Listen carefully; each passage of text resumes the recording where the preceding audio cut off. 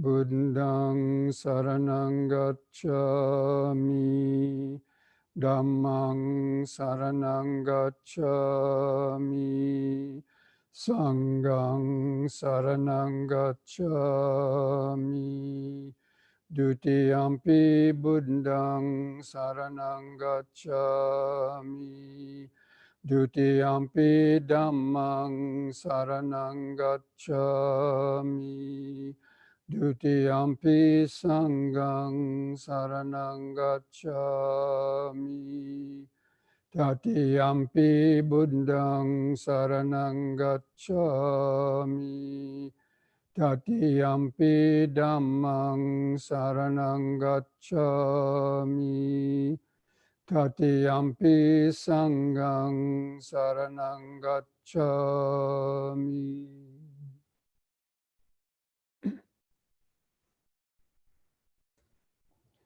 Okay, friends,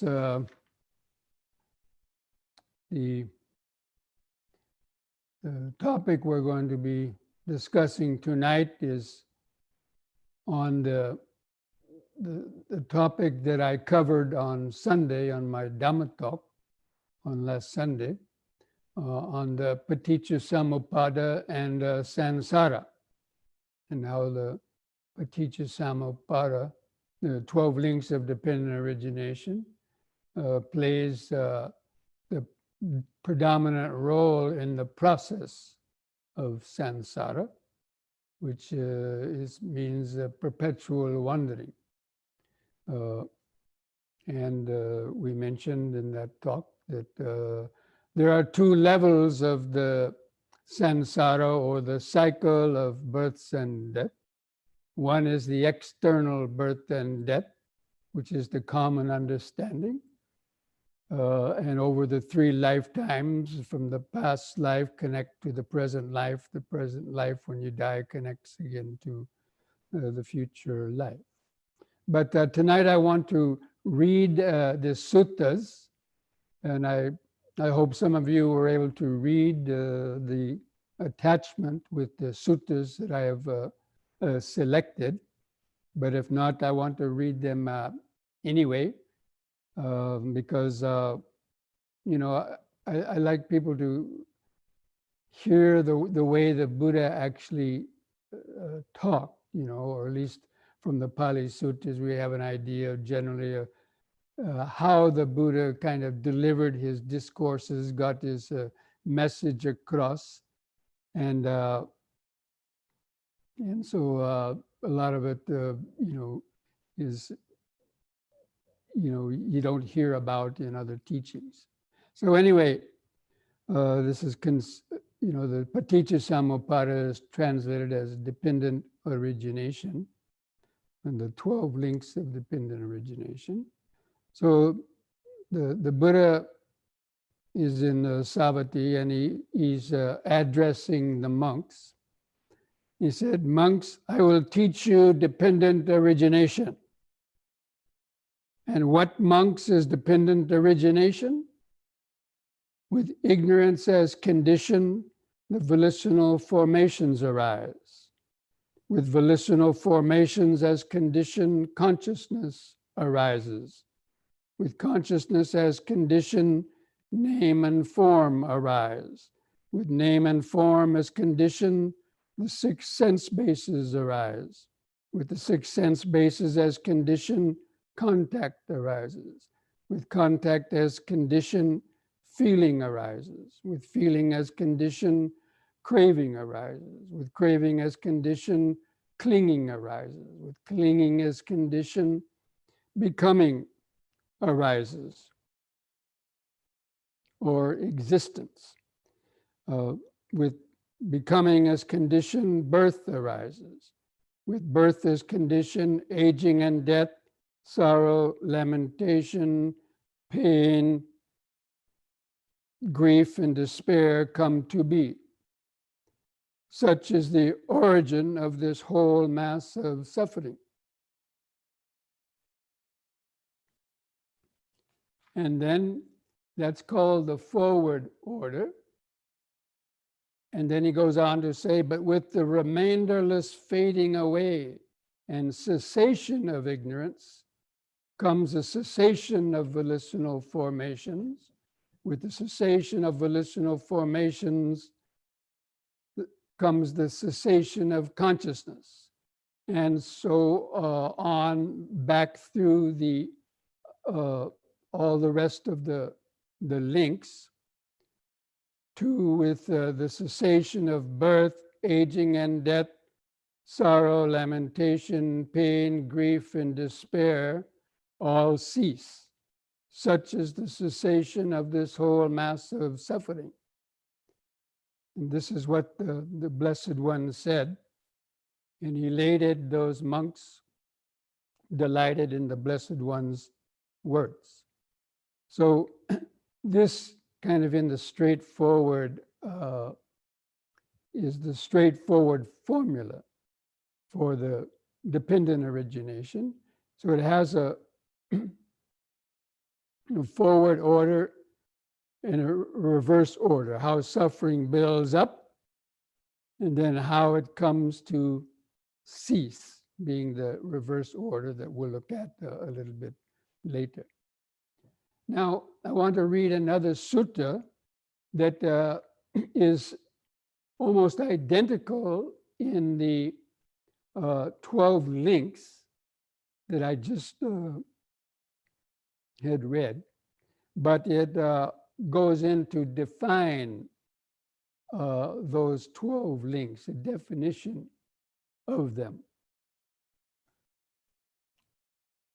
And so the monk said, I will teach you dependent origination and I will analyze it for you. Listen and attend closely. The monk said, yes, Venerable Sir.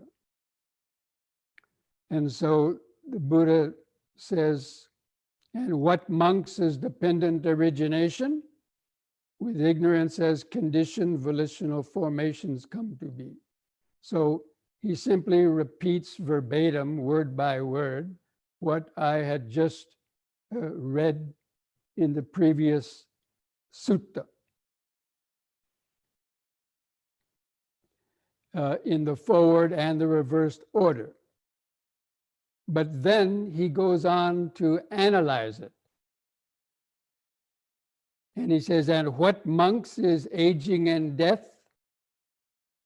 The aging of the various beings in the various realms of existence. They're growing old, brokenness of teeth, grayness of the hair, wrinkling of the skin, decline of vitality, degeneration of the sense faculties. This is called aging. And the death or the passing away of the various beings, their breaking up, disappearance, mortality, death, completion of time, breakup of the aggregates, laying down of the carcass. This is called death. Thus, this aging and death are together called aging and death. So that's the definition of aging and death. It's the coming together of the five aggregates in a new life, and death is the breaking up of the aggregates, the disappearance of that particular realm of existence, and waiting for the next rebirth. And what monks is birth? The birth of various beings into the various realms. They're being born, descent into the womb, the manifestation of the aggregates, the obtaining of the sense bases. This is called birth. And what is existence? Now, this word existence is bhava, and I prefer, oftentimes it's translated as becoming, and I prefer the translation of becoming to the word existence. But it's it talks about the three types of existence: sense sphere existence, existence in the realm of fine form, and existence in the formless realms. So that's called the triple world: the sense sphere, the realm of fine form, in the formless realms. And I'll talk a little bit more, hopefully, later. So that's called the triple world, or the three realms where beings are born into. This is called existence. The reason why I prefer the term becoming is because the certain types of karmic actions get you to be reborn in the sense spheres. And other certain types of karmic actions, such as mastering the jhanas, get you reborn into the realms of fine form and even the formless realms. If you master the formless jhanas, you are reborn in the formless realms. So, but it's the karma that you create that allows you to be born in those realms. And then he goes on to say, and what monks is clinging? These are the four types of clinging. Clinging for sense pleasures, clinging to views, clinging to rules and rituals, and clinging to a doctrine of self. This is called clinging. And almost all of our types of karma that we create has come from clinging, or let's say believing and having an attachment to these four types of clinging. And then what monks is craving? There are 6 classes of craving. Craving for forms, that means material objects. Craving for sounds, craving for odors, craving for tastes, craving for tactile feelings, body sensations, craving for mental phenomena. This is called craving. And what monks is feeling? There are 6 classes of feeling. Feeling born of eye contact, feeling born of ear contact, nose contact, tongue contact, body contact, and feeling born of mind contact. This is called feeling. So the 6 kinds of the feelings that arise based on the stimulation from the 5 physical senses in the mind.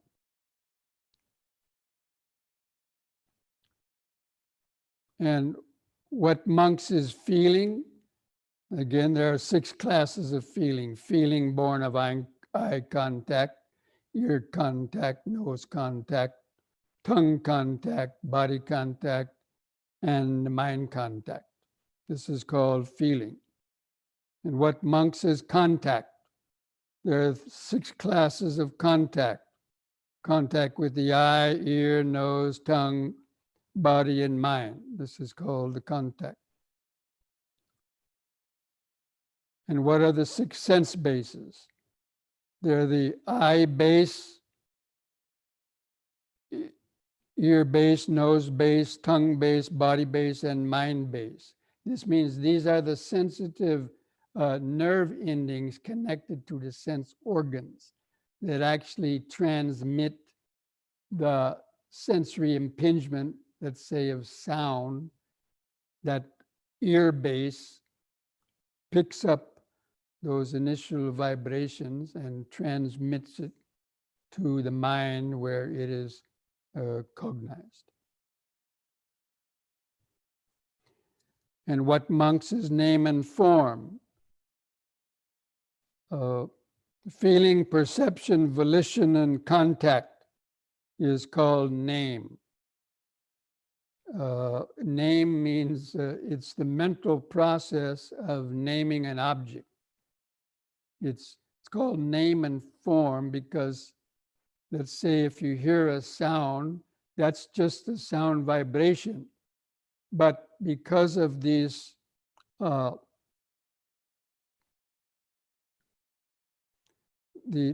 name, the mental process of feeling, perception, volition, and the contact itself, that's called the name. That allows you to name an object. You hear a sound, the mind goes to the process and say, I'm hearing Bhante Rahula's voice, or I'm seeing Bhante Rahula's picture on the screen. So that's a mental process called nama. It's giving a name and identity to what in reality is just an empty sound or an empty visible vibration that has no meaning without the name. So that's called the name and form process, or body-mind process. And what is consciousness? There are these 6 classes of consciousness: eye, ear, nose, tongue, body, mind, consciousness. And what are the volitional formations? There are 3 kinds of volitional formations: the bodily formations, the speech formations, or the verbal formations, and the mental formations. These are called the volitional formations. And these are basically the accumulated sankharas and conditionings that give rise to the consciousness. Again, this is a little bit more difficult to understand, but we'll be going over it again, and hopefully it'll become clear. And what monks is ignorance, not knowing suffering, not knowing the origin of suffering, not knowing the cessation of suffering, and not knowing the path leading to the cessation of suffering is ignorance from the Buddha's definition of ignorance. So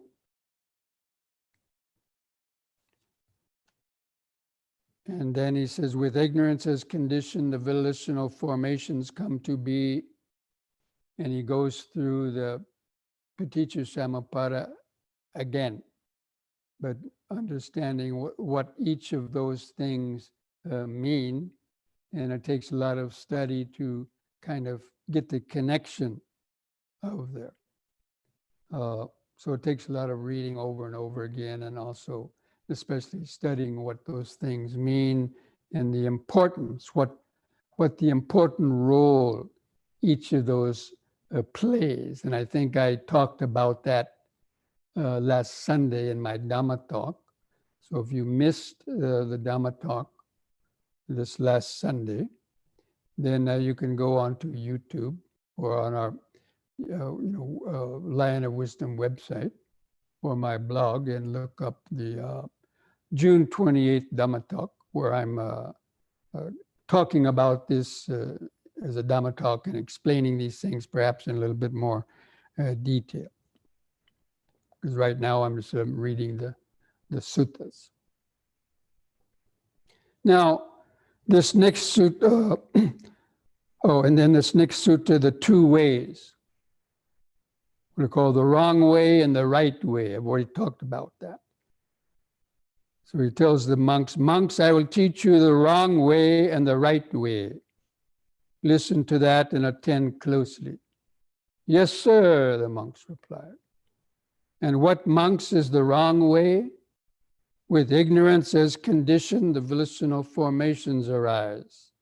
With volitional formations as consciousness, as condition, consciousness arises. And so he goes through in the forward order the rest of the 12 links. That is the wrong way. That means that's the arising and continuation of suffering and birth and death. And then he says, and monks, what is the right way? With the remainderless fading away and cessation of ignorance comes a cessation of volitional formations and the cessation of all the rest of the 12 links of this dependent origination. such as the cessation of this whole mass of suffering. This, monks, is called the right way.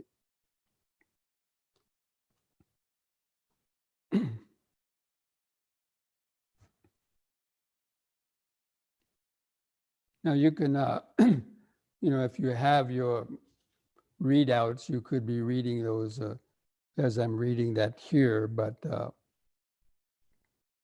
now this next sutra, I like it because this is how the Buddha, what I call the Buddha's scientific exploration. I consider the Buddha as one of the, the original scientists, or one of the greatest scientists, because he discovered the science of actually how the world came to be, how suffering came to be. And it's really nice the way he expounds it. So he said, monks, before my enlightenment, while I was still a bodhisattva, not yet fully enlightened, it occurred to me, alas, this world has fallen into trouble in that it is born, ages, suffers, and dies. It passes away and is reborn. And the people do not understand the escape from this suffering led by aging and death. When now will an escape be discerned from this suffering headed by aging and death? So it's very nice the way he was questioning himself. And then, monks, it occurred to me, when what exists does aging and death come to be? So he's asking, how does suffering and aging and death, what is the cause of suffering and aging and death? Now, if you ask an ordinary scientist or doctor, they'll tell you, well, there's so many ways, aging and death is natural, and then, so many ways of suffering.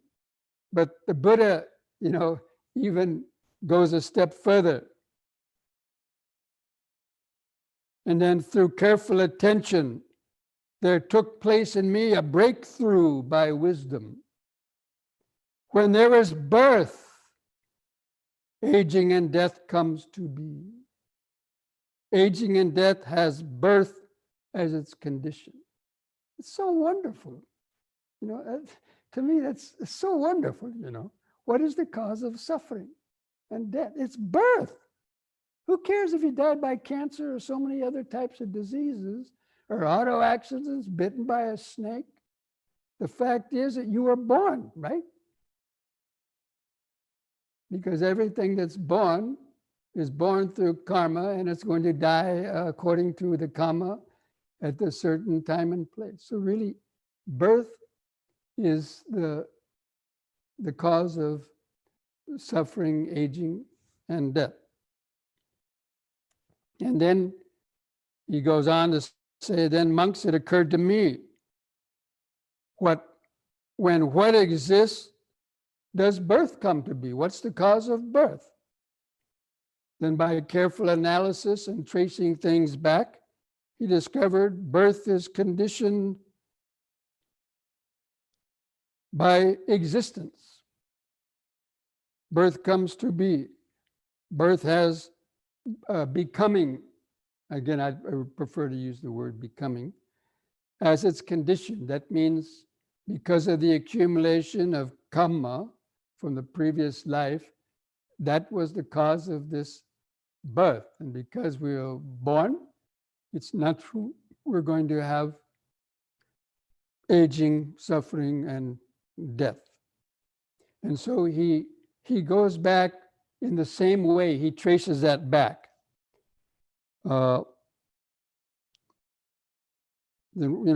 Because of what does becoming come to be? And then through careful attention, there took place a breakthrough when clinging. So, that's how he contemplated on the night of his enlightenment, this is talking about he was contemplating this. And this is the way he thought it out, and very carefully he went through each of these causes and conditions and saw what gave rise to, each of these states.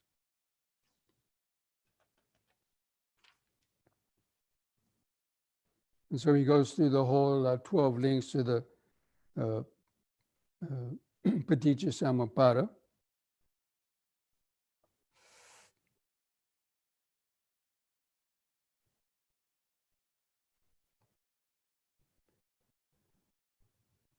And then down to the end, when what exists do volitional formations come to be. Through careful attention there took place in me a breakthrough by wisdom. When there is ignorance, volitional formations come to be. Volitional formations have ignorance as their condition. Thus, with ignorance as condition, volitional formations come to be, and all of the rest, such is the origin of this whole mass of suffering. And this was his experience on the night he attained enlightenment. And he said that he spent several hours for the first watch of the night, or several hours contemplating this Paticca Samuppada, going through each one step by step. And because of his meditation, concentration and meditation had been developed to such a high degree, he could clearly see these things in the mind and the connection, how each of these conditioned the other ones. And so this knowledge and insight in him arose. Origination, origination. Thus, in regard to things unheard of before, there arose in me vision, knowledge, wisdom, true knowledge, and light.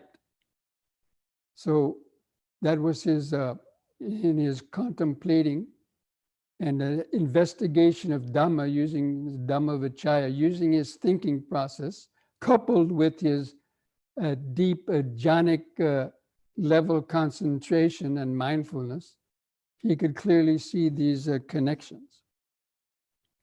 And then he goes through the whole thing in reverse order, thinking, then it had occurred to me, when what does not exist, does aging and death not come to be? With the cessation of what does the cessation of aging and death come about? And then through careful attention, when there's no birth, then there is no aging and death does not come to be. So like that, he uses the same logic to go back in the reversed order, with that kind of logic. And with the remainderless fading away and cessation of ignorance comes the cessation of volitional formations and the cessation of consciousness. And then the insight came, cessation, cessation. Thus, monks, in regard to things unheard of before, there arose in me vision, knowledge, wisdom, true knowledge, and light. Now, this is interesting because he said, in regard to things unheard of before. The Buddha had never heard this kind of teaching before. He spent 6 years wandering through India, studying with different so-called meditation masters and the highest kind of philosophers of the time. But none of them gave any kind of clear, he calls them irregulars. When he asked a question of what's the cause of birth and the death, they went on to just give a bunch of spurious kind of, answers that wouldn't even satisfy a dog. Well, maybe I shouldn't say that, but, wouldn't satisfy. Maybe he just said, well, Brahma created the world and don't ask any questions. And that's how everything came to be. Brahma created. Well, the Buddha wasn't that naive, he was a scientist, right? So he wasn't just going to believe that these things were poof created in 7 days or created in a fingers snap and all of a sudden everything was there. No, he took the very scientific approach to it. Anyway, now, this next sutta on nutriment. We've talked about the 4 nutriments before. And but it's in conjunction with this dependent origination as well. So he's giving the monks a talk on the 4 nutriments. He said, monks, there are these 4 kinds of nutriment for the maintenance of beings that have already come to be and for the assistance of those about to take birth. What for? The nutriment of edible food. The second is contact. The third is the mental volition. And the fourth is consciousness. So we've talked about these 4 nutriments before. And this is what gives rise to the birth and then the maintenance of beings that have throughout their life. These 4 nutriments keep feeding and driving the process of life.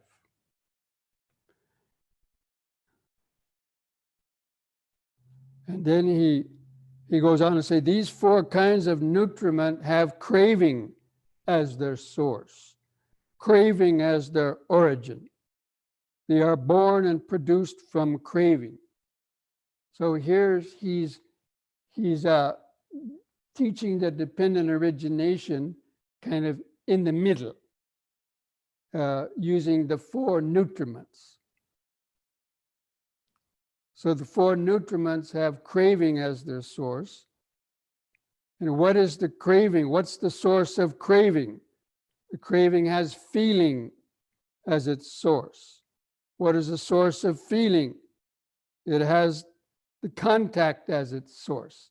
So he goes back and he just repeats the formula of the dependent origination from craving back to consciousness and ignorance. And then he repeats it again with ignorance as condition, and he goes back through it again. So the Buddha, enumerated and explained this paticca samuppada in a different way. Now, here is a very interesting sutta, this next one. I like this one very much, because this is what even people today will be asking questions. So there was one, the Buddha was teaching the 4 nutriments. And after saying that these 4 nutriments are for the maintenance and for beings and so on, there's one monk named Mollya That's kind of long, but let's say, okay, one monk, okay? He asked the Buddha, Venerable Sir, who consumes the nutriment consciousness? So this monk is thinking that somebody eats these nutriments, Well, the Buddha never said that, but this monk is jumping to the idea that there must be somebody who's eating these nutriments, right? Because he has no other context. And so the Buddha replies to him, not a valid question, Phaguna. I do not say one consumes. If I said somebody consumes, in that way it would be a valid question. But I do not say that. But instead, one should ask me, this would be the proper question to ask me, not who consumes, but Venerable Sir, what is the nutriment consciousness condition?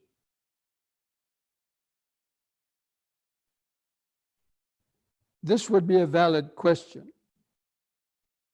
For what is the nutriment consciousness a condition? Or what conditions consciousness? How does consciousness arises? This would be a valid question. How does consciousness arises? Not who is conscious or who is feeding off of consciousness.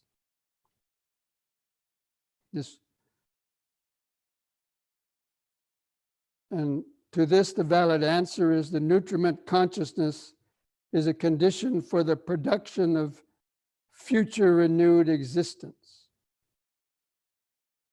When that which has come into being exists, the six senses come to be. With the six senses as condition, contact comes to be.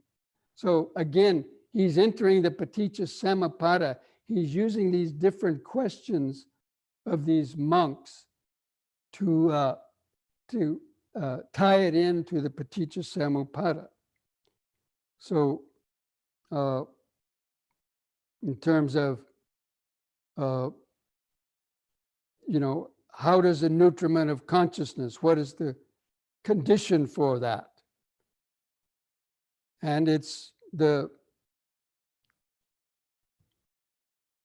because of the becoming, and because of the birth of the mind and body and the sense bases, and then because of that feeling and contact. And then the same monk asked, who makes contact? And the Buddha said, not a valid question. It's not who makes contact, but how does contact arise? And then he says, contact arises because there's the body and mind. There's the physical body and mind and the six sense bases. There's the senses. That's how contact arises. Not who makes contact. Contact arises because of conditions. And so the monk goes on and he keeps on asking the same questions, and then he says, well, who feels? Well, it's not a question of who feels, but how does feeling arise? Feeling arises because of the contact. And then he says, who craves? No one that craves. Craving arises because of feeling. And then he goes on the same way, who clings? Well, clinging arises because of craving. There's no one that clings. These are just conditioned, impersonal conditions. This is what the Buddha was trying to get people to understand. And that's how the whole mass of suffering arises. With feeling as condition, craving comes to be. With craving as condition, clinging comes to be. With clinging as condition, becoming comes to be. Such is the origin of this whole mass of suffering. And then he goes in the reverse order too, but with the remainderless fading away and cessation of the six bases of contact comes a cessation of contact and the cessation of the rest of it. So the Buddha was very clever in his teaching.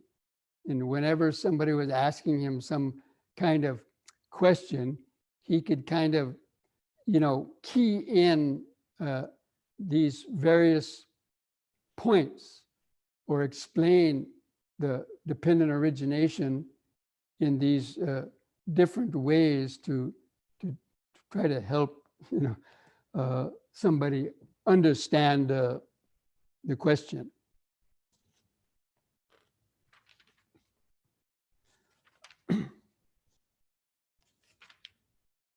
Now, having said that much, these are there's so many other suttas that talk about different things, but it would take a lot to read them. But if you're interested, this same section of the Sanyutta Nikaya in the Nidana Vagga, I just selected these 4 or 5 suttas because they're the ones that I think explained it in a good way. But there's other ones also that give other little insights into, who is it that feels pleasure and pain? Is it the same person or another, and so on?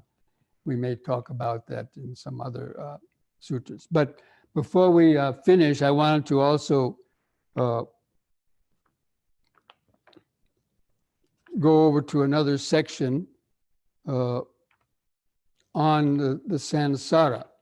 And what I was talking about in my talk on Sunday, that this process of birth and death, or samsara, perpetual wandering, is explained by the Buddha in these suttas.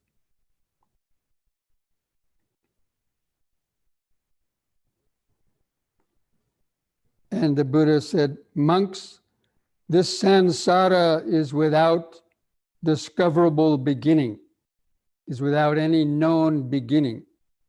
A first point when beings were born is not discerned. How beings started going through the process of samsara, being born and died in various realms. Hindered by ignorance and fettered by craving. So hindered by ignorance and fettered by craving. The fetter is like the chains, chaining your hands together. And they're ignorant, and they're hindered by, us not knowing the truth. And then he gives a nice little simile. Suppose a man would cut up all of the leaves, trees, or branches, sticks, and leaves that they're all in the whole of India. So you can imagine, India was probably, 80% forest cover in those days. So he's saying, of all of the leaves and the branches and the sticks of all the trees, it'd fall down to the ground, and a person was come by and to chop them all up into small pieces and put them into a single heap. And then for each piece of leaf or stick, he would say, this is my mother.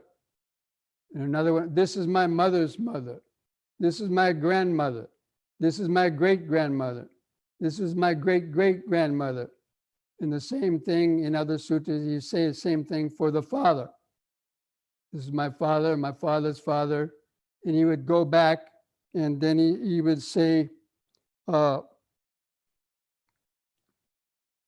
line of that person's mothers and grandmothers would not come to an end, or all of the little pieces of sticks and leaves and branches would come to an end before the long list of mothers and grandmothers of that one person had come to an end.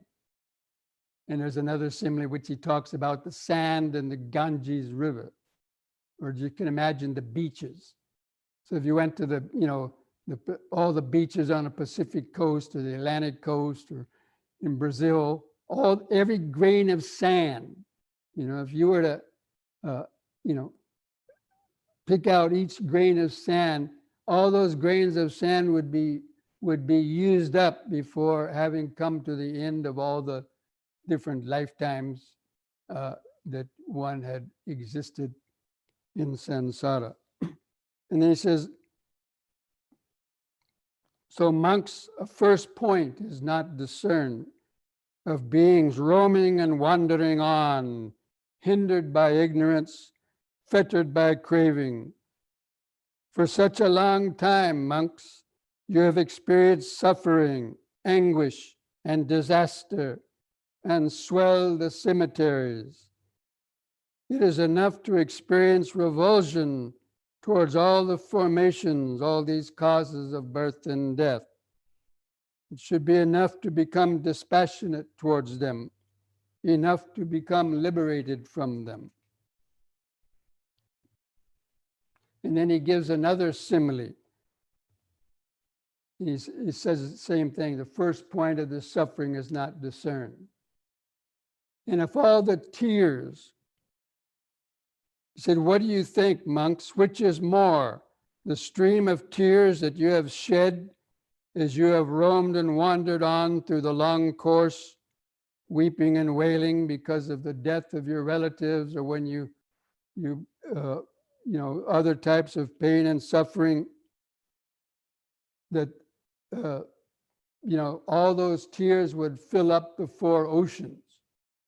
Which is greater, the water in all the four oceans, or the amount of tears that you have shed in all of your different lifetimes as a human being, as in different realms of grieving and so on.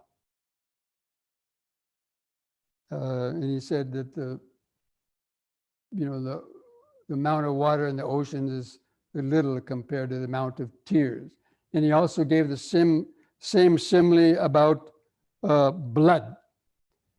That of all the blood that we've lost when we had our heads cut off, or other injuries as a human being, or even as an animal when we were butchered as a cow or a pig or a chicken or a donkey, or so many kind of animals, of all that blood that drained out of our bodies was not dispersed and it was collected, that also would fill the four oceans. So this is a simile just to illustrate the amount of suffering that we've been going through samsara. Now, I know a lot of people would say that and say, oh, well, that's, whatever, that's an analogy, or that's just, something to make a point. But, and it is there to make a point. So,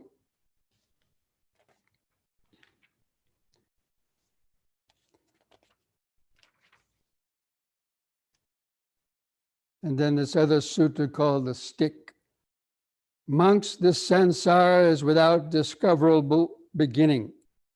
The first point is not discerned, of beings roaming and wandering on, hindered by ignorance, fettered by craving. Just as a stick thrown up into the air comes down and falls now on its bottom, and other times it falls on its side, and other times it falls on its top. So too, as beings roam and wander through samsara, going from this world to the other world, they come back from that world to this world. For what reason? Because samsara is without discoverable beginning. It is enough to be liberated from them.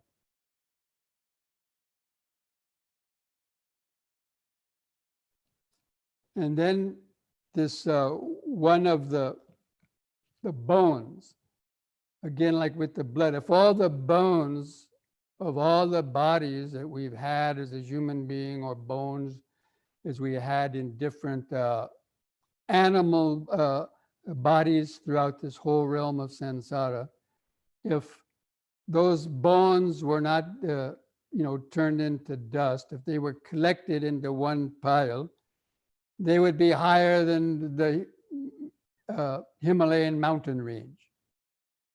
That's how many lifetimes we've gone through the process of birth and death. And so he gives this little poem. I'm going to finish with this poem. The heap of bones one person leaves behind with the passing of a single aeon would form a heap as high as the mountains. So said the great sage. But when one sees with correct wisdom the Four Noble Truths, suffering, the origin of suffering, the cessation of suffering, the Noble Eightfold Path leading to the cessation of suffering, then that person, having wandered on for 7 more times at most, so he's referring to the Sotapanna, makes an end to suffering by destroying all the fetters. So one person, if you meditate on this aspect of samsara, and of course the other aspects of the meditation, and reach the state of the Sotapanna. A Sotapanna, as we've already talked before, has 7 lifetimes at the very most to be born. So that's very insignificant compared to the amount of, hundreds and thousands, 100,000s, millions even of lifetimes we've been wandering through samsara. And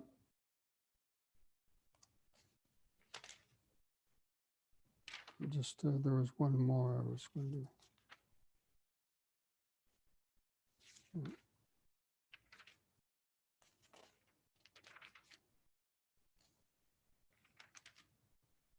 Anyway, I can't find it at the moment. But anyway, so that gives you a good idea of how the Buddha himself talked about the nature of samsara and birth and death.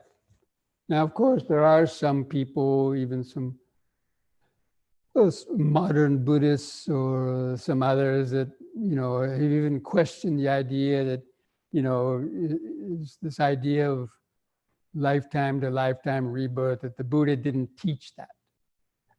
And for some reason, I don't know if they haven't read the sutras or they want to think that these sutras were invented, created by some other people.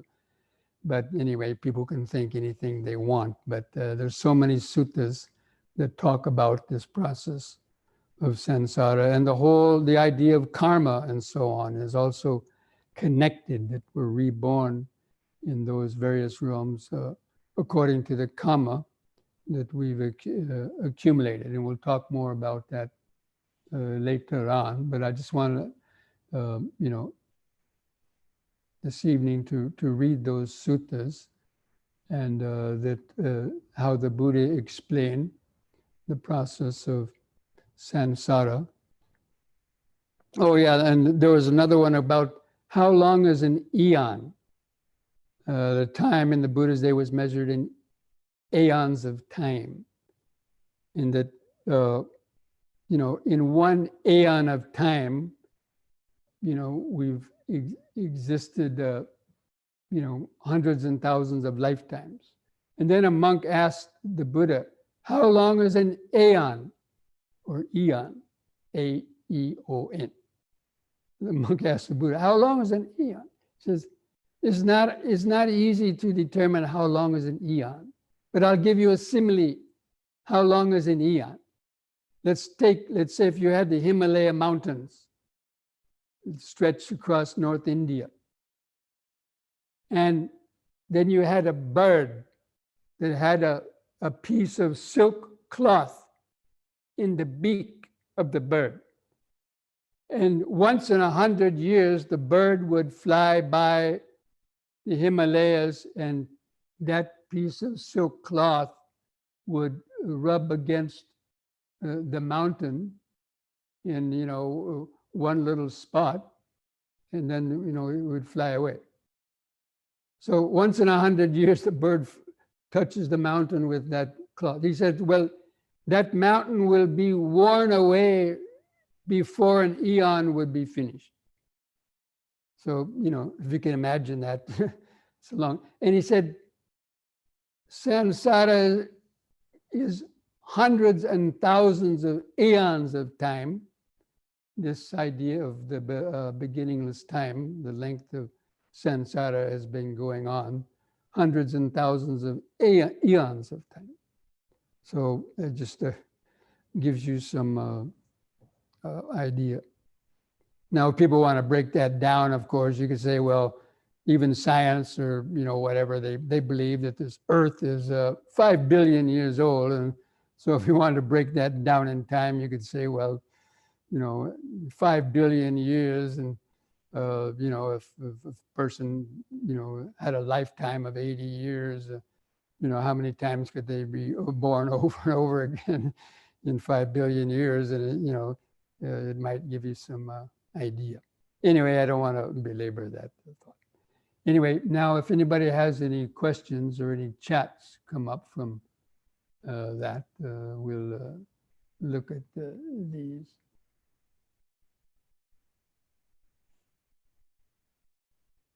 So this question is, does dependent origination and conditionality negate the notion of the self? Yes, in the way that these things happen as a kind of mechanical process. Now again, there's no first point when ignorance arose, but depending on ignorance, the volitional formations arise. It doesn't take a self for that to happen. Just when you strike a match, flame is produced. The match doesn't have an ego or a self to ignite, right? But because of the powder that's there and because of the striker, then the flame is produced. So in the same way, because of the volitional formations, consciousness arises. And through that whole sequence up to, aging and death. So all that happens because of causes and conditions, and it doesn't need a self or an owner for that to happen. The whole creation and production of karma is because of conditionings. So yes, it's one way in which the Buddhists saw that there was no one that owns or controls that process. It's all due to these causes and conditions, which is very complex. So, because the Buddha said it's not known the first point, so some people would say, well, then how does he even know, this and that? And then, these other philosophies or ideas about how the world was created in 7 days, at a certain point in time, that's very nice, a neat little package, right? Okay. Or the Big Bang Theory, there was a big bang and then all of a sudden these existence was created. Well, again, those are nice little theories, but, and some of that may be true, but also it doesn't negate the process of samsara. Okay. So the question is, the factors of dependent origination are explained. These would not only apply to rebirth, but also to the moment-to-moment unfolding of existence or becoming. Is this accurate? Absolutely. Absolutely. In fact, that's what I'm going to talk about next week. And I already elucidated that at the beginning. When I first started talking about this, even last week, I said there are 2 levels of the Paticca-Samuppada, 2 levels of birth and death, 2 levels of the Dhamma, the outer level and the inner level, or the lifetime to lifetime birth and death, and the moment to moment birth and death. And that explains our process of life, how we got from, when we were born in this life, and where we grew up starting as a baby and started accumulating more karma. Then this whole process of that ignorance that we brought from the last life and the accumulated karma, then gave rise to the new mind and body, 6 senses. And then we go on recreating the same process again in this life, creating more karma. So understanding how that process works from moment to moment, depending on contact, feeling, because of feeling, craving, grasping, and becoming. Those 4 or 5 parts of the Paticca-Samuppada are the ones that are directly involved in the moment-to-moment process. And that's what I want to talk about as we go forward next week. Because a lot of people ask, well, you have to believe in rebirth, the lifetime to lifetime process of rebirth in order to be a Buddhist. And I usually say, well, you may not need to believe in that as such, at least to practice meditation and get the benefit of it. But if you don't understand the moment-to-moment rebirth process going on in your mind, you're not going to probably reach those levels of insight and to develop the factors of enlightenment, as we've already discussed, to attain the stages of liberation. So anyway, we'll try to explain that next week. Okay? Okay, friends, so I went through a lot of time, many eons of time in that sutta discussion.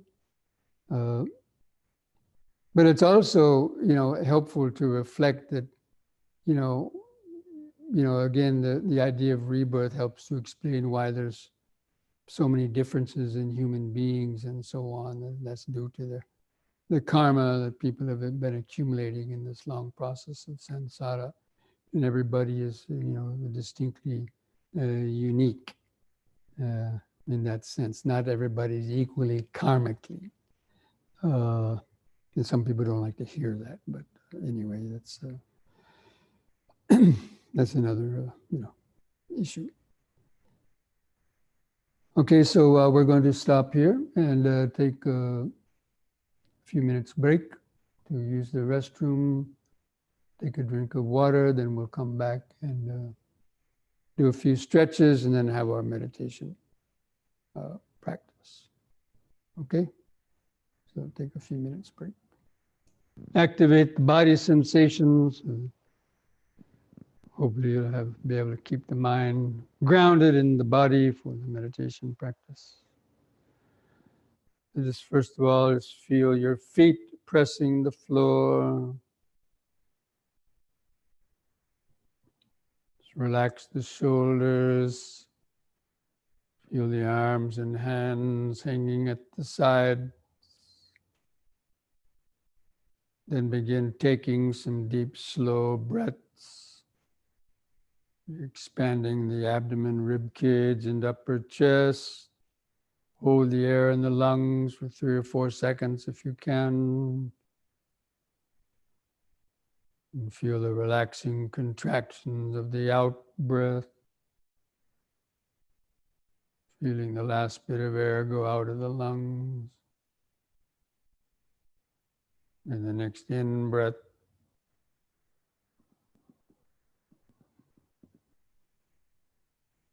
You want to coordinate these simple movements with that same breathing.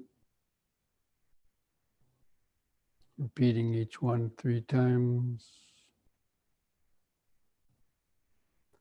So on the next in breath, raise the arms over the head, interlock the fingers, turn the palms up, straighten the arms, stretch your head back. Look at the back of your hands, stretch up. In the out breath, turn the palms down, touch the top of the head. Feel the sensations aroused. Again, in breath, palms up, straighten the arms, stretch the head back.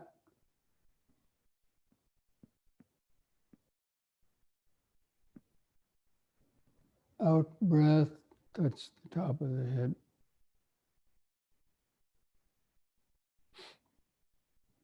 Once more, in breath. Hold that upward stretch longer. Feel all the sensations in the body.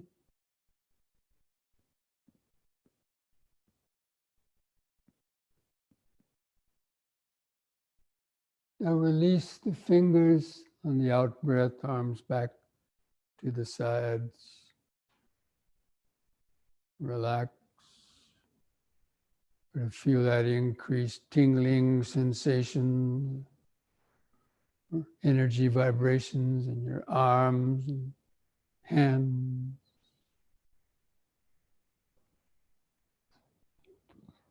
Or if you can't feel that, feel your feet pressing the floor. Just remember the present moment of standing, standing,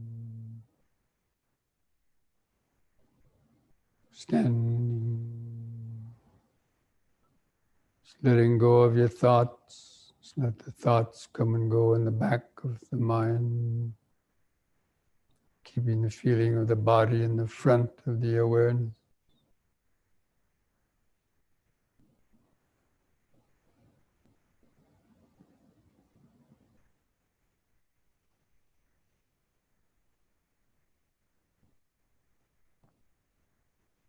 And then next, on an in-breath, push up on the toes, raising the arms up over the head like this, facing the palms toward each other, about 6 inches apart, and stretch. On the out breath, bring the arms back to the side, heels to the floor. Use the breath and help lift and lower the body, like blowing up a helium balloon. Body raises up. Stretch. Out.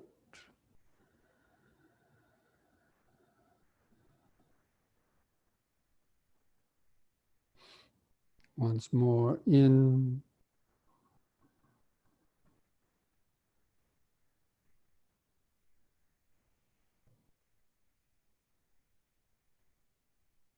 Out.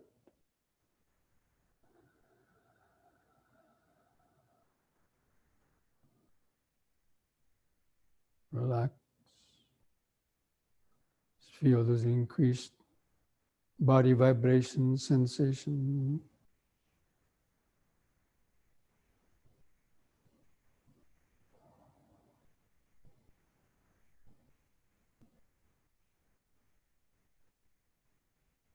Just remember standing, standing.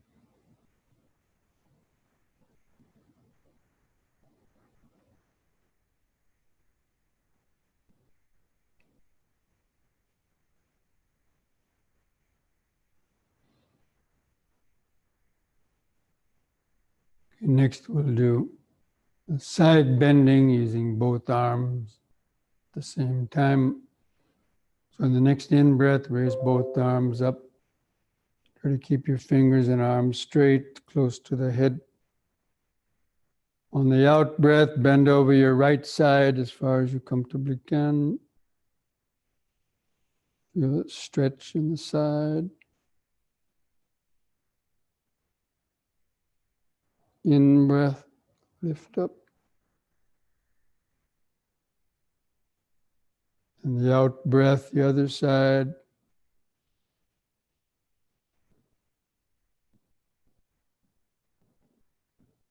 In-breath up. Again to the right, out-breath.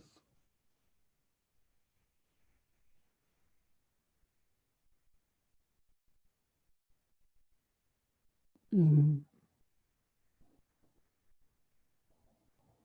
out.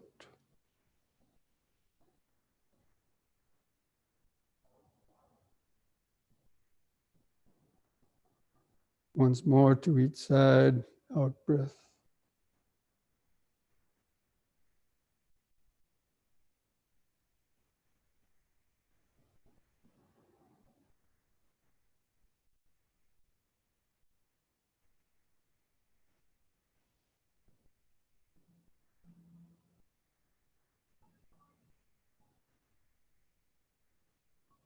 In the out-breath, lower both arms.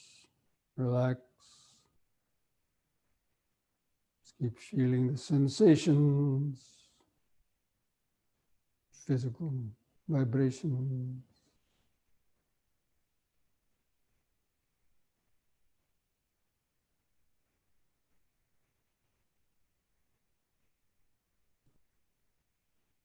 Being the activated life force. Cells of the body being washed and bathed with oxygenated blood. The electrical energy being moved up and down the body. There's all the Vedana, bodily vibration.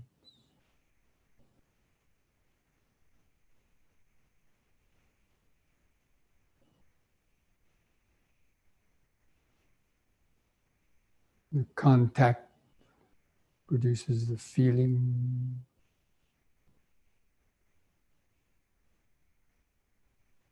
Because of this clothing touching the skin, it produces the feeling.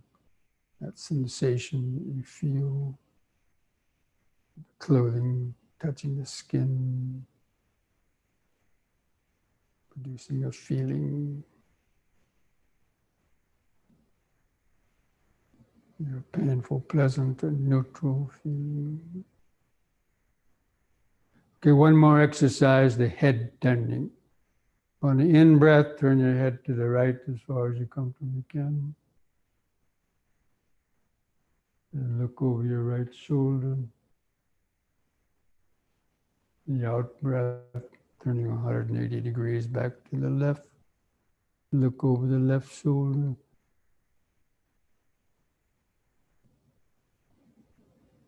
In-breath back to the right.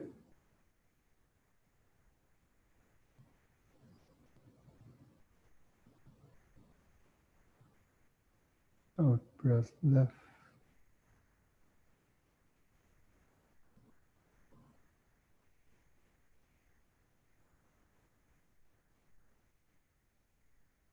In-breath right.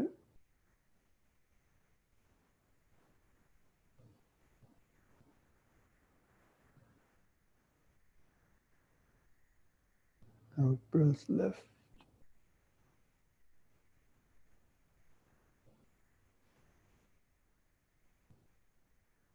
On the next in-breath, let the head stop in the center.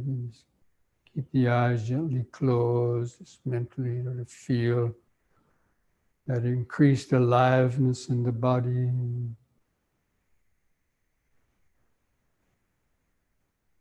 Just sort of think about this physical body with its consciousness, sense organs on it, producing all these contacts, body feeling, sound, thoughts through the mind, maybe some smells or tastes, visible objects.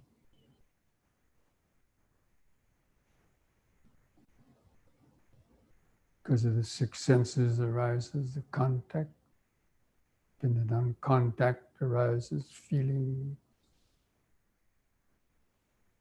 Dependent on feelings arises desire, craving.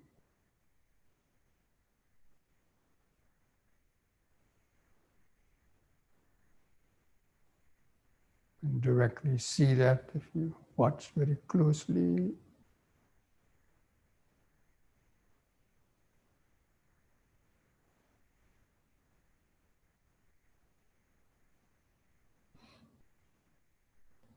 Okay, friends, so go ahead and come back to your seat for meditation.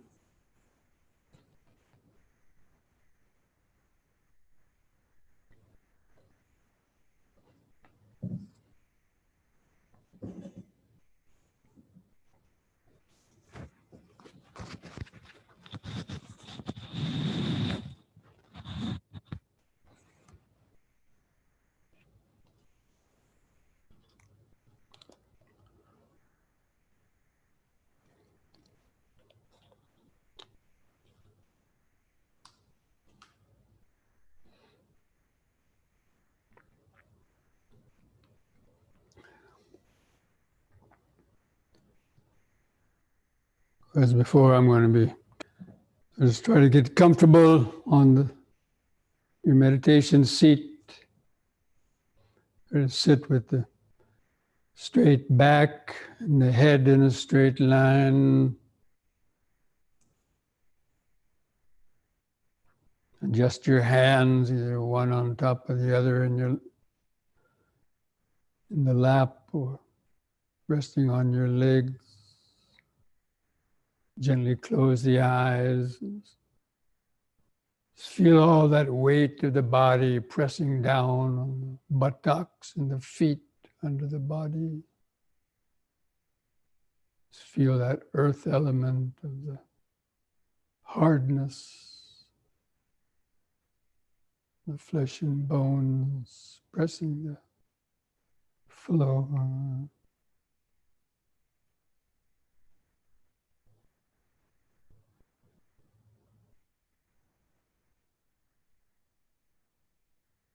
We're just going to mentally feel different parts of the body just to help ground the attention in the body. Now move the attention to feel your hands and fingers touching. You can be aware of the contacts, especially while doing this exercise.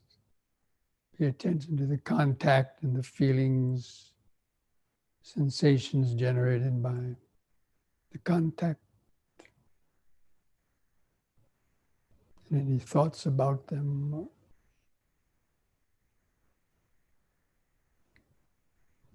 Pain or pleasant quality, or neutral quality.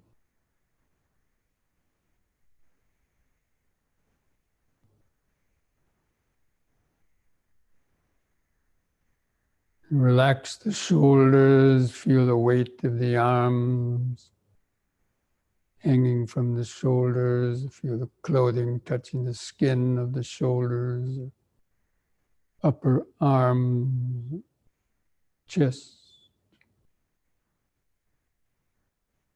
And be aware that contact, clothing rubbing against the skin, producing sensation. Sensation and feeling arises from contact. The contact comes from having the senses working. It comes from having a body.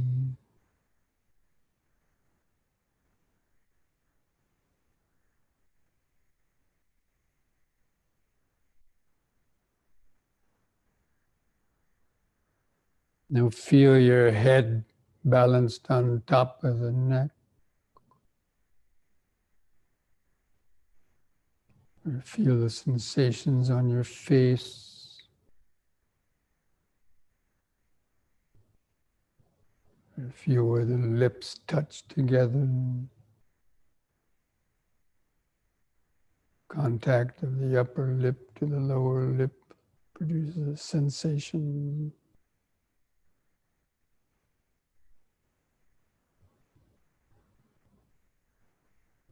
And feel the tongue laying in the mouth. And that contact of the tongue against the gums or the teeth.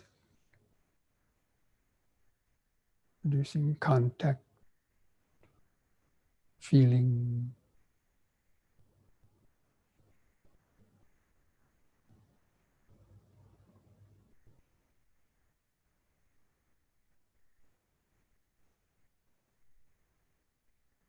And feel the nose, the outer nose. Take a few deep, slow breaths. If you can feel the touch of air moving through the nostrils. It's also the contact of the air element against the earth element of the nostrils, producing sensation.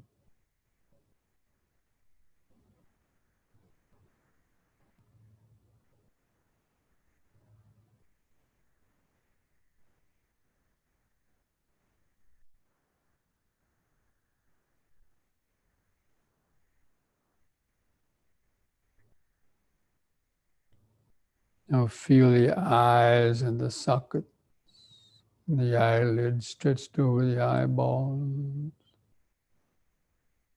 So many little sensations there in the eyes, all produced from contact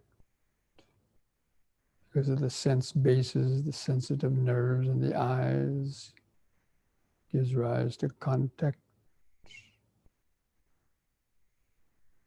Contact gives rise to feeling.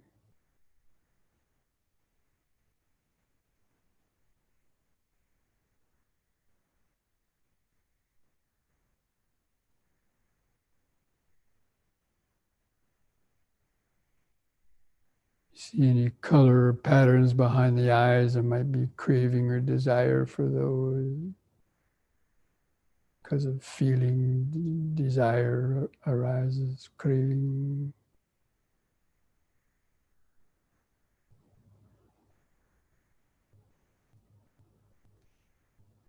And from that point behind the eyes, just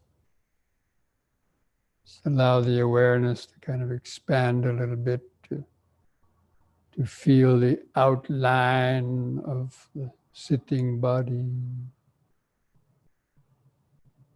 Just that general sense of the buttocks and feet bent underneath.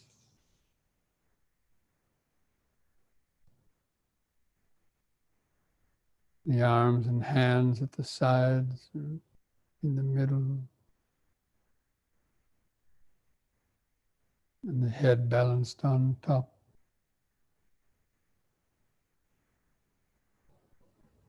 Just that vague outline of the sitting body. Try to hold that outline of the sitting body in the mind's eye. There's a collection of sensations, the contacts from all those different parts of the body, the feet, the buttocks, the hands, the clothing touching the skin.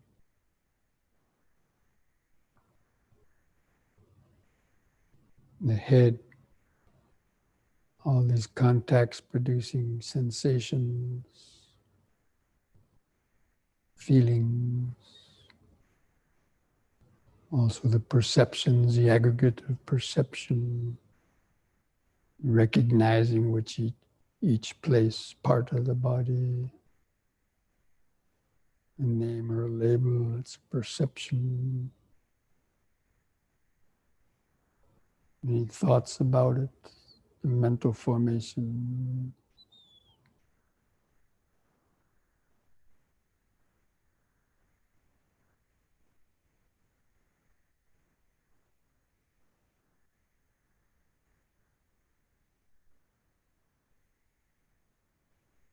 Just sort of study the sitting body.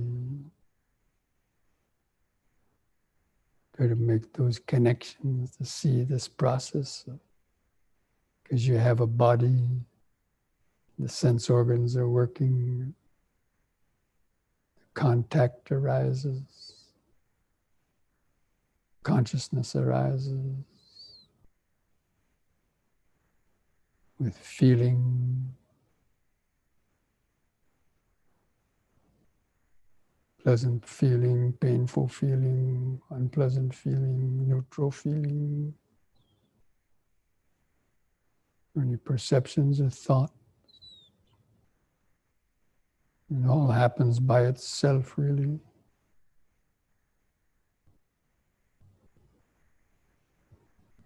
Just try to study that, observe that in the present moment awareness, directly visible.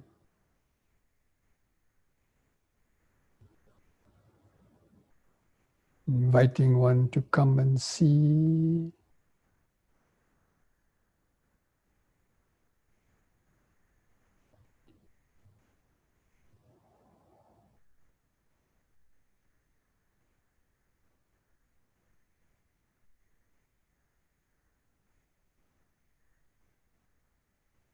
need an object to concentrate on, you can use the breathing,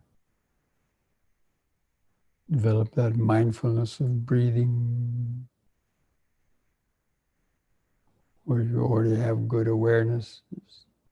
Just kind of keep feeling the whole bodily process.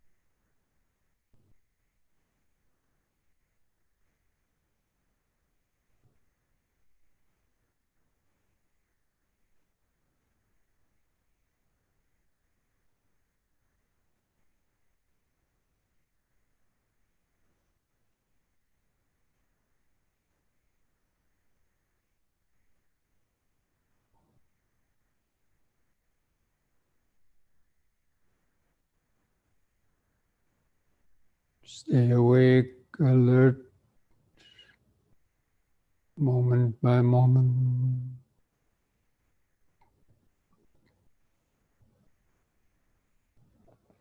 Breathing in, experiencing the whole body and mind.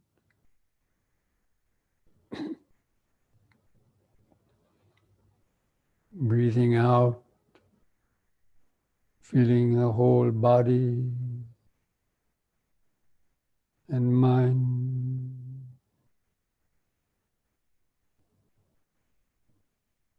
The body is sitting and breathing, so many sensations arising, passing away, and thoughts coming and going, and the mind are all happening together.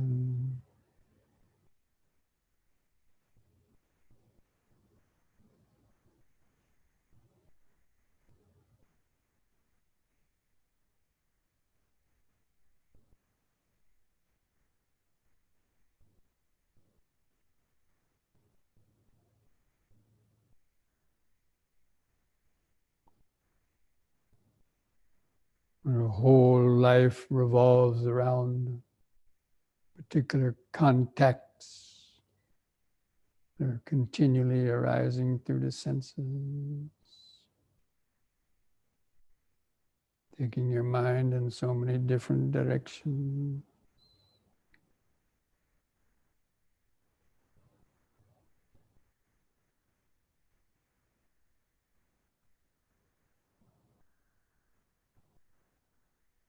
Contacts produce the feelings. Feelings trigger off liking, disliking.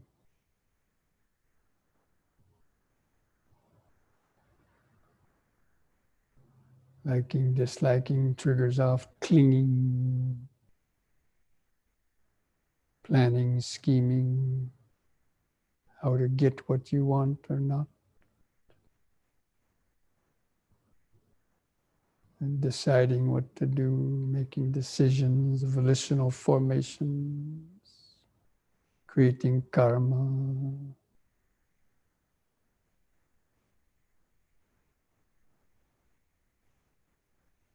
which strengthens the habit, strengthens ignorance,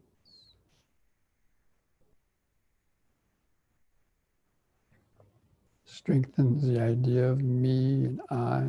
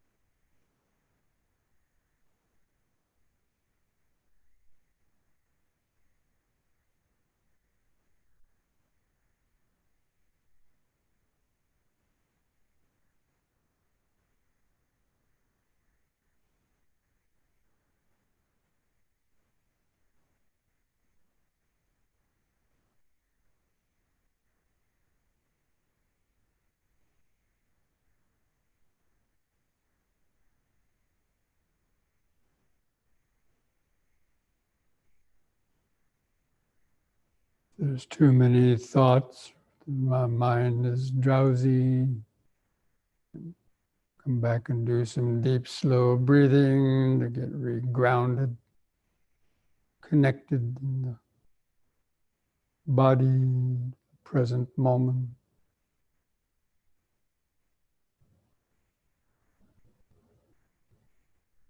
Checking, straightening the posture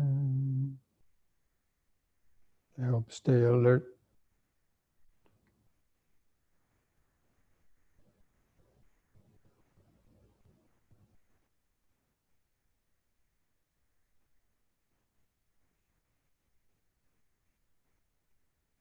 This whole process of Paticca Samuppada occurring every moment of mind, every moment of hearing, seeing, tasting, smelling, touching, thinking.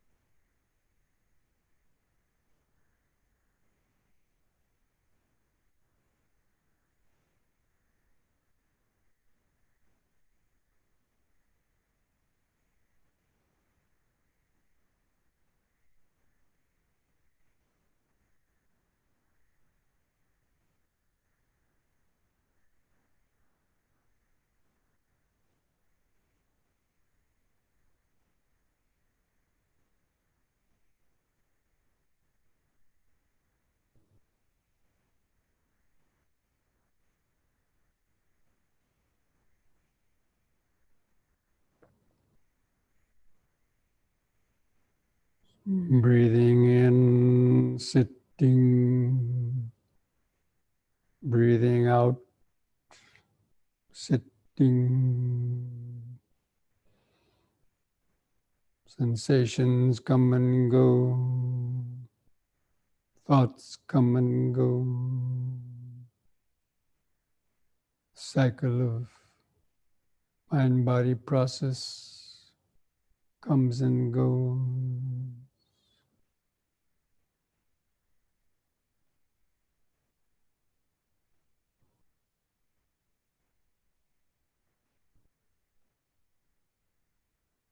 It's all coming and going in the present moment.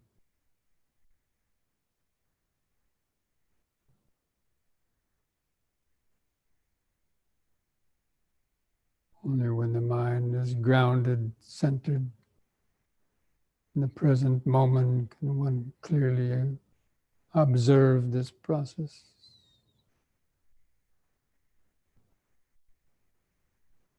Like turning up the power of a mental microscope.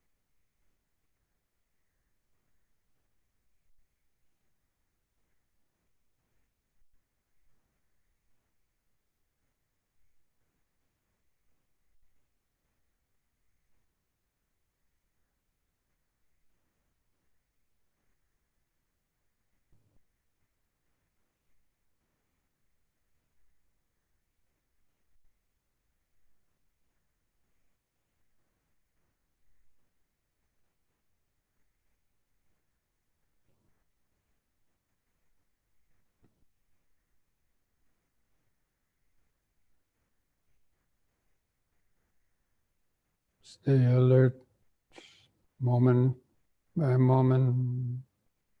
It's coming back to reground, center in the body. This body is where it's all happening with the contact. You can contemplate the 6 senses, the 5 physical senses we have on this body. Contacts coming through the skin, producing sensations.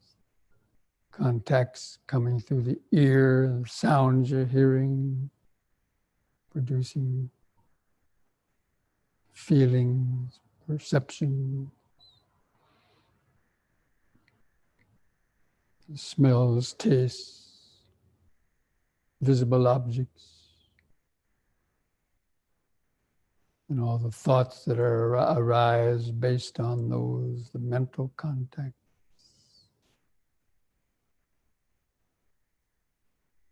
You kind of just think back in your own life, or even just today, how many contacts that you've had, how much karma that you've created, or volitional formations arisen based on the feelings, craving, becoming, clinging.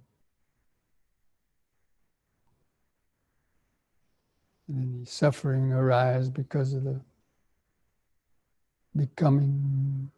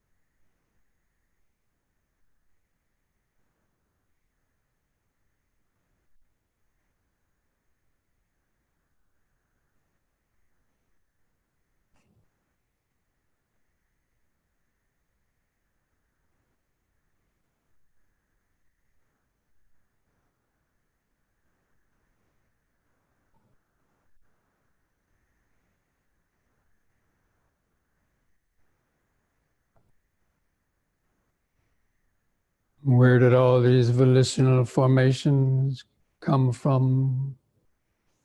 How do we keep producing them? Because of ignorance, not understanding the truth about the body and mind, we've allowed our habits of body, speech, and mind to accumulate in different ways.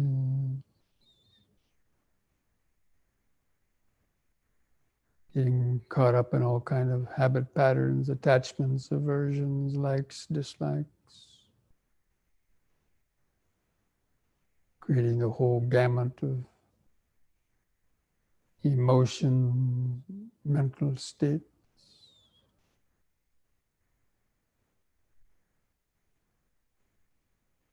Pain and suffering.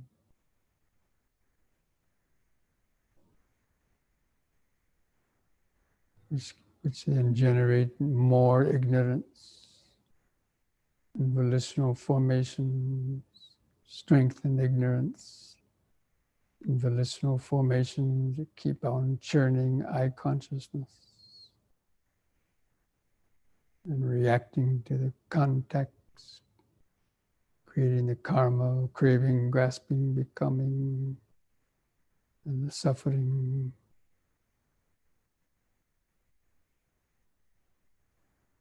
And it goes back again to strengthen ignorance, the volitional formations, the unconscious tendencies, conditionings in the unconscious mind that keep generating consciousness, ego consciousness. Through this body with its six senses producing the feeling,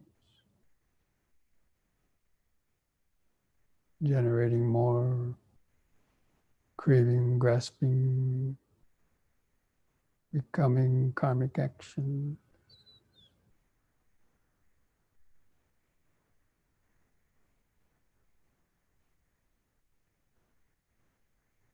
Going on without end. When this body dies and that ignorance and accumulated karmic volitional formations manifests again, attracted to another realm, producing consciousness in a new life. Carry on the same process.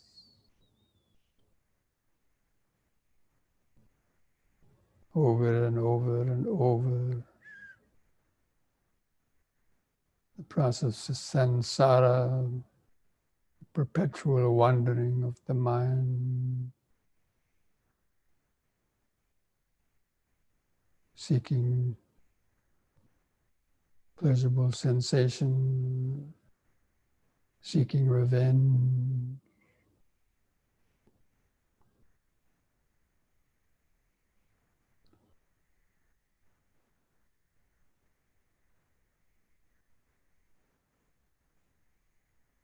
where is there an end?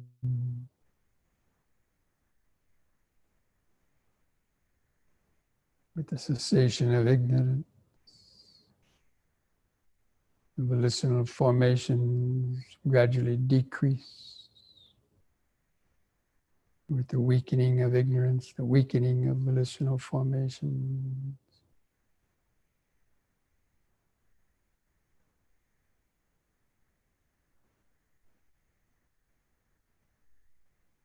Weakening the ego consciousness. Weakening craving, grasping, becoming. Cultivating wisdom, practicing sila, samadhi, panya. Reverse that process of accumulation.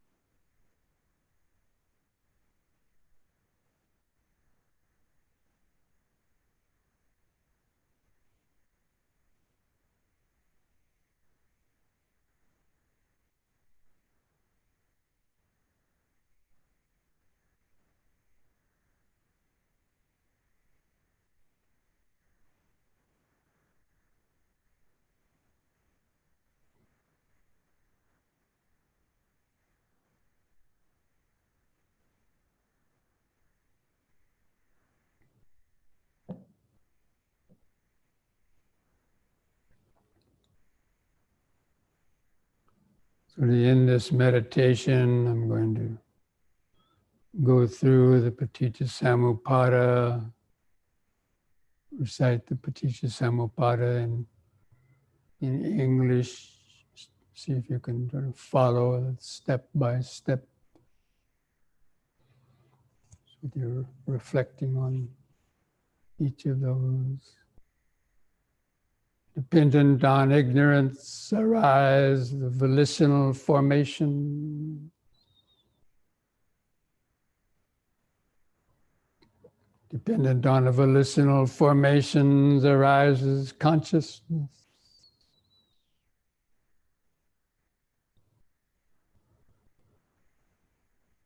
Dependent on consciousness arise the new mind and body. Dependent on the mind and body arise the sixfold sense sphere.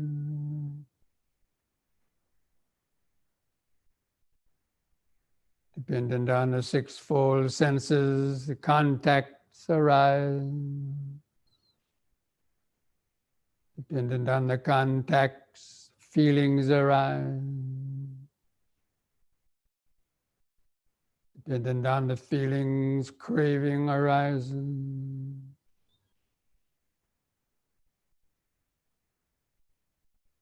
Dependent on craving, clinging arises.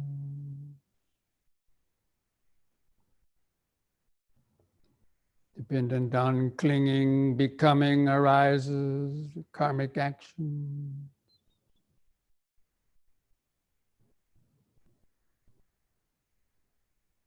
Dependent on becoming, birth arises. Birth in the next moment, or birth in the next lifetime. Dependent on birth, suffering arise, pain, sorrow, lamentation, aging, and death all arise. Thus there is the arising of this whole mass of suffering.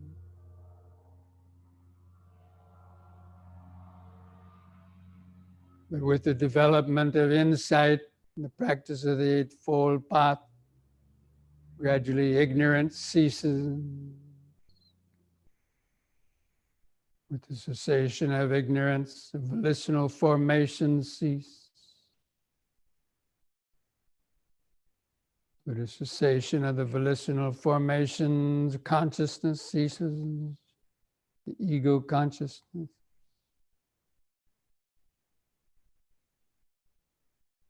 Dependent on, with the ceasing of consciousness, mind and body cease.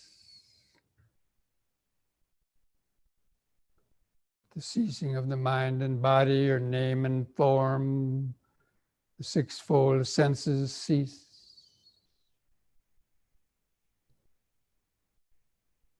The cessation of the sixfold senses, contact ceases. With the cessation of contact, feeling ceases. With the cessation of feeling, craving ceases. With the cessation of craving, clinging ceases.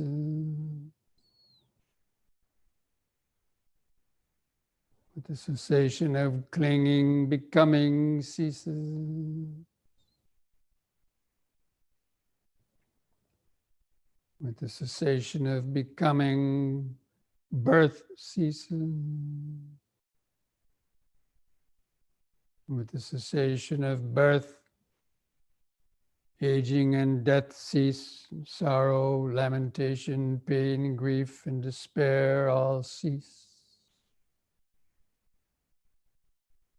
And thus there is the cessation of this whole mass of suffering.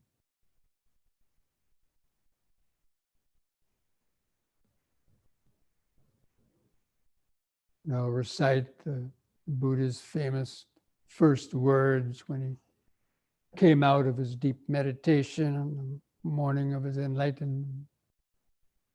Through many a birth I wandered in Samsara, seeking but not finding the builder of this house. Sorrowful is it to be born again and again. O house builder, thou art seen. You shall build no house again.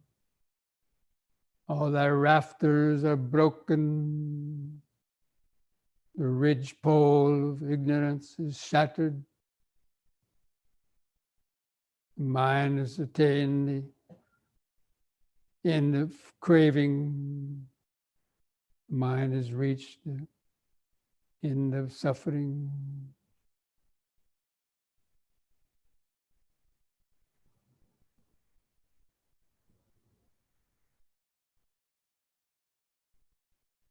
This mind has gone to the unconditioned.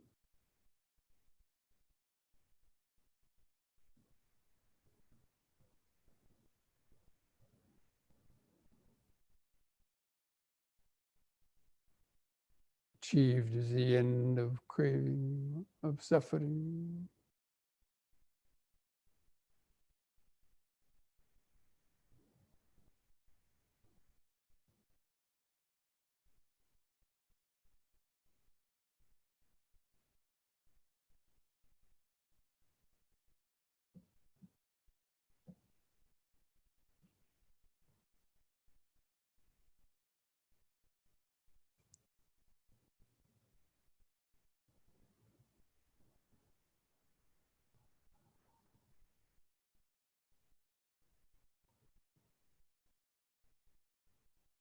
I'm going to chant that little verse, the dukkha patta chani dukkha. If you know that, you can recite it. Or I'll give the English translation at the end.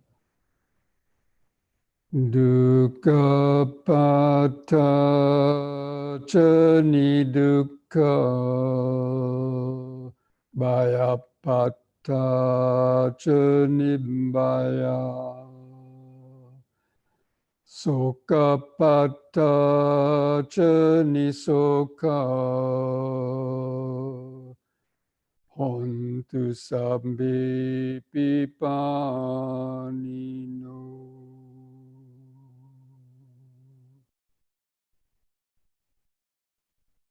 May the suffering be free from suffering. May the fear struck be free from fear. May the grieving be free from grief. In this way, may all beings live with mindfulness and wisdom. Thus spoke the Buddha, the awakened.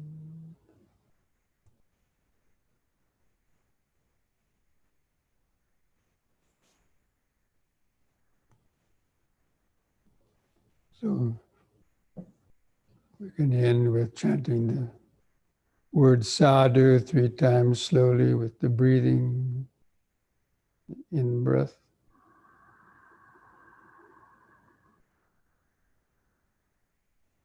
Sadhu.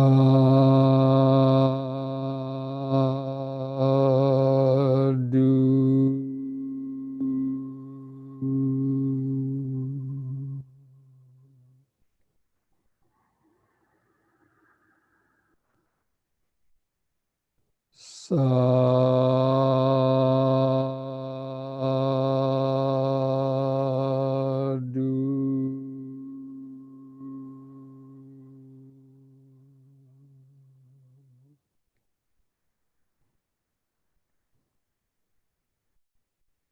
Sadhu.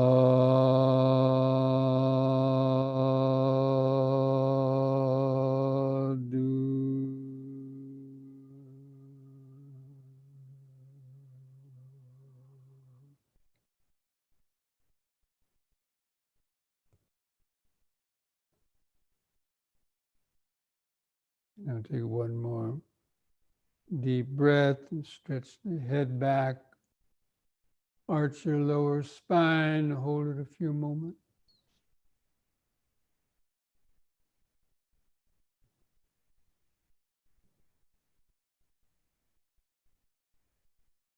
And lift the head up on the in-breath. On the out-breath, press the chin to the top of the chest to stretch the neck vertebrae. Feel all the sensations.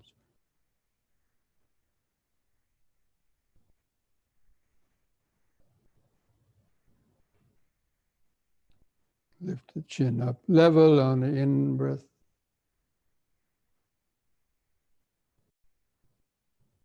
And relax on the out-breath.